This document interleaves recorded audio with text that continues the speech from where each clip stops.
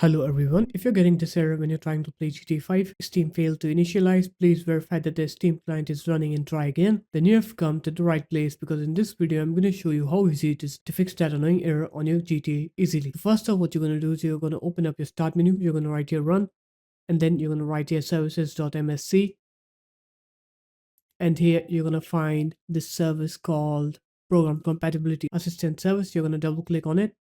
You're going to make sure it is set to automatic or automatic delayed start. Click OK then. And after that, what you're going to do is you're going to open up your start menu again. You're going to search for Steam.